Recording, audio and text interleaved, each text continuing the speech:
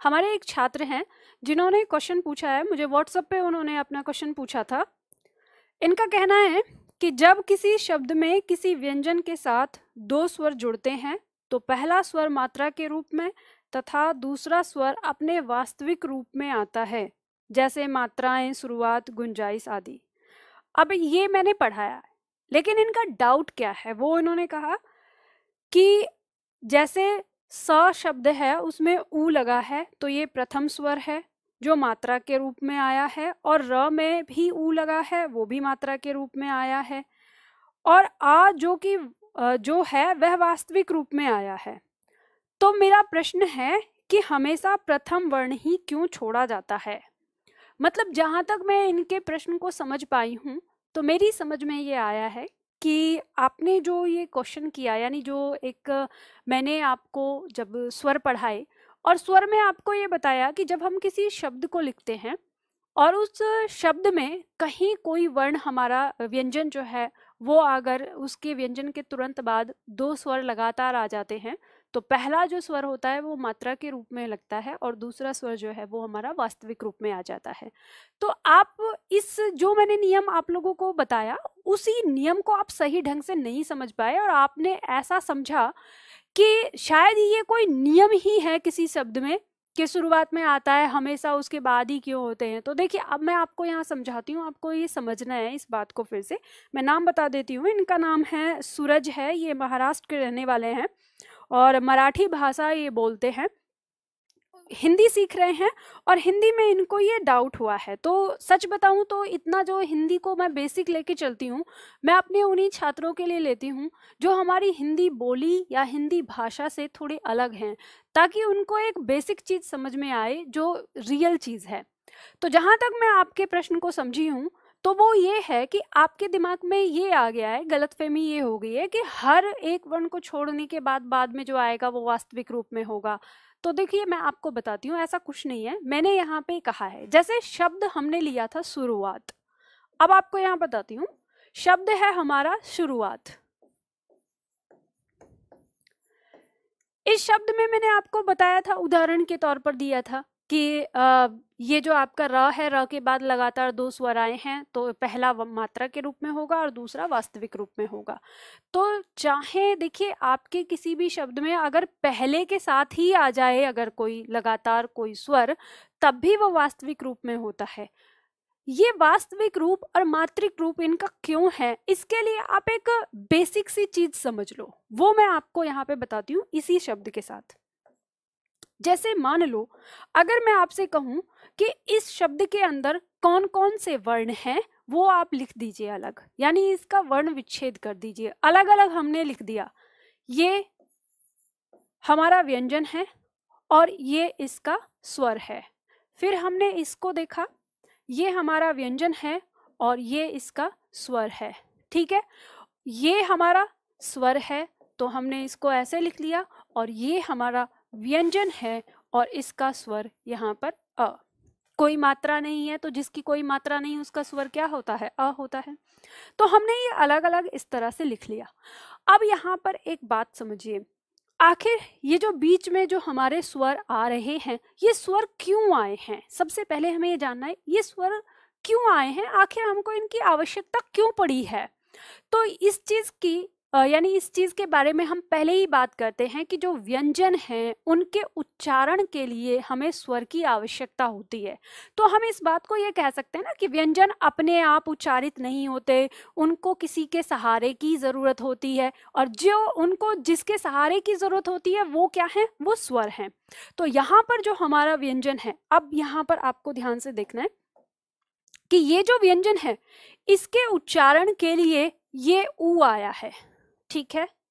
इसकी मदद के लिए, इसकी सहायता के लिए ऊ आया है, और ये जो र है इसकी सहायता के लिए ये ऊ आया है, ठीक। और यहाँ पे जो हमारा ये व्यंजन है इसकी सहायता के लिए ये अ आया है। लेकिन ये जो अ है हमारा, इसके लिए कोई ऐसा नियम नहीं या इसके लिए कोई ऐसा स्वर नहीं है, व्यंजन नहीं है जिसको ये सहारा दे।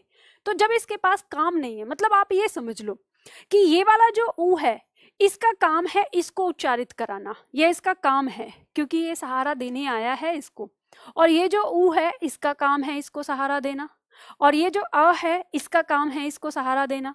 अब ये जो यहाँ पर अ है ये स्वतंत्र है, इसके लिए कोई काम ही नहीं है करने के लिए।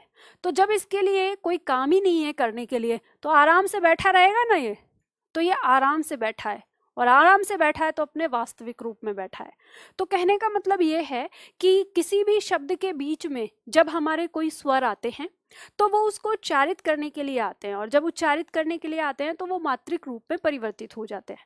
अब जो स्वर किसी को उच्चारित नहीं कर रहा तो वो मात्रिक रूप में परिवर्तित नहीं होता, वो स्वतंत्र हो जाता है। तो इसी तरह से ये जो शब्द है, अब यहाँ पे ऐसा नहीं है, अगर मान लो ये शुरुआत एक ऐसा शब्द होता, जैसे मान लो हम एक और शब्द लेते हैं, मान लो हमने लिया मात्राएं, हमने एक शब्द लिया मात्राएं। अगर हम इसकी बात करें तो हम इसमें देख सकते हैं कि इसमें हमारा कहाँ पे आता है। जैसे शब्द है हमारा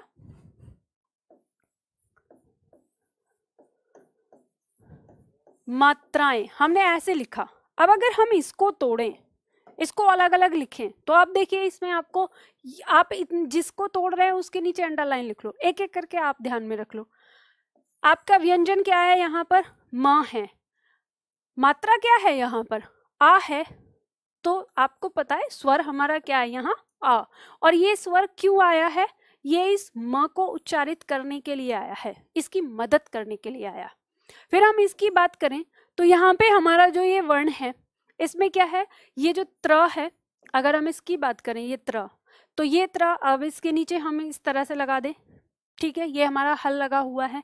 अब इसके पास जो ये आ है ये इसको उच्चारित करने के लिए आया, तो हम यहाँ पर ये कर सकते हैं कि ये इसको उच्चारित करने के लिए आया। ठीक, अब यहाँ पे इसकी बात करें, अब ये अपने वास्तविक रूप में आया, या इससे पहले तो यहाँ पे कोई व्यंजन है ही नहीं जिसको ये सहारा दे। ठीक, लेकिन इसके बाद तुरंत बाद ये जो चंद्र बिंदु लगाया, यानी क्या है यहाँ पर? ये अनुस्वार है। और अनुस्वार के बारे में मैंने आपको ये बताया था कि अनुस्वार जब भी कभी आता है तो वो स्वर पर भी आश्रित हो सकता है, मतलब स्वर पर भी आ सकता है, और वो किसी व्यंजन को भी उच्चारित कर देता है। अब जब ये स्वर के साथ आया है तो ये स्वर पर आश्रित हो जाएगा मात्रा के रूप में, और यहाँ पर क्योंकि ये हिंदी शब्द है तो ये चंद्र बिंदु का रूप ले लेता है, और ये इसके साथ चंद्र बिंदु के रूप में आ जाता है यहाँ जो आया है। ठीक, तो देखो इस तरह से आपके जो वर्ण है, यानी जो आपकी मात्राएं हैं या आपके जो स्वर हैं, वो किसी भी व्यंजन को उच्चारित करने के लिए आते हैं। अगर वहाँ पे व्यंजन है तो वो मात्रिक रूप में आते हैं, अगर वहाँ कोई व्यंजन नहीं है तो फिर वो स्वतंत्र रूप में रहते हैं।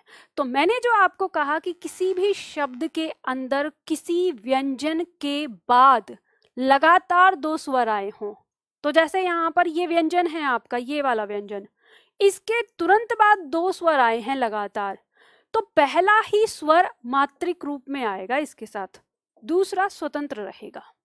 यही चीज मैंने आपको यहाँ पे बताई थी। तो इसमें ऐसा कोई कुछ चीज थी नहीं कि जो आपको न समझ में आए और बहुत टेढ़ी वाली चीज है या ऐसी है, ऐसा कुछ नहीं था। ठीक है, अब चलिए देखिए इन्होंने आगे और भी कुछ क्वेश्चन पूछा है, इनका कुछ कहना है। इन्होंने कहा है आगे कि मेरा नाम सूरज है और मैं महाराष्ट्र का रहने वाला हूँ। महाराष्ट्र में मराठी भाषा बोली जाती है, लेकिन मेरा नाम हिंदी भाषा से लिया गया है। महाराष्ट्र में सूरज इस प्रकार लिखा जाता है, जैसे इन्होंने सूरज लिखकर दिखाया है, सूरज नहीं सूरज, ठीक है, यानी उ की मात्रा दिया है कि इस तरह से लिखा जाता है। और आगे इन्होंने कहा कि और जो हमारा रोमन लिपि है, यानी अगर हम अंग्रेजी भाषा की बात करें तो उसमें इस तरह से सूरज लिखा जाता है, ये कहा है। और फिर पूछा है कि जबकि हिंदी भाषा में जो शब्द है सूरज वो ऐसे लिखा जाता है और इसका अर्थ जो है वो होता है सन, ठीक है, सूर्य, वो देवनागरी लिपि में लिखा गया है। और अगर हम इस शब्द को लिखें रोमन लिपि में तो ये ऐसे लिखा जाएगा इस तरह से। तो इनका कहना है कि क्या महाराष्ट्र में सूरज को इस प्रकार लिखें, यानी जैसे आपका ये रोमन लिपि में लिखा है, तो क्या हम इसको ये जो लिखा है इसको हम गलत कहेंगे? इन्होंने ये पूछा है और इसमें इनको बड़ा कन्फ्यूजन सा है। चलिए देखिए सूरज, आप जो भी हैं, मतलब जो भी आपका डाउट है, मैं थोड़ा सा समझ पाई हूँ आप कहना क्या चाहते हैं। तो इन्होंने यहाँ पे ये बात कही है कि जब मराठी में इस तरह से लिखा गया है और अंग्रेजी में इसी को ऐसे लिखा जाएगा, और हिंदी में जब हम इसको ऐसे लिखेंगे तो हिंदी में अगर हिंदी वाले शब्द को अगर हम अंग्रेजी में लिखें तो वो इस तरह से लिखा जाएगा। तो क्या इसमें गलत क्या है और सही क्या है? अब यहाँ पे आपको एक बात बताऊंगी मैं। अगर आप देखेंगे, जैसे जब हम हिंदी भाषा से जब अंग्रेजी भाषा में देवनागरी रूप से हम जब रोमन लिपि में लिखना शुरू करते हैं तो हमने कुछ वर्णों को साइन दिया है। जैसे अगर हम छोटे ऊ की बात करें तो हम छोटे ऊ को यू में लिख देते हैं, ठीक है, हम कह देते हैं कि यू में लिख देंगे, जल्दी भूल जाएगा। और जो बड़ा ऊ है उसको हम साउंड देने के लिए डबल ओ कर देते हैं। लेकिन ध्यान रखिएगा कि ऐसा ज़रूरी नहीं है कि हम इस पे बाउंड हो जाते हैं। हम कभी कभी ज़रूरत के अनुसार जो ये हमारा डबल ओ है हम इसको भी ना यू में लिख देते हैं। ऐसा कोई मतलब रिजिड नहीं है कि हम नहीं लिख सकते या गलत हो जाएगा। क्यों हम लिख देते हैं? हमें साउंड चाहिए, किस चीज़ का? ऊ का साउंड चाहिए, तो हम इस चीज़ को लिख देते हैं। तो ये नहीं कह सकते कि ये शब्द सही है और ये गलत है। आपका नाम है, नाम आप किसी भी तरह से लिखें, आप चाहें तो इसमें एक और ओ लगा दें, क्या फ़र्क पड़ता है, या आपका अपना राइट है।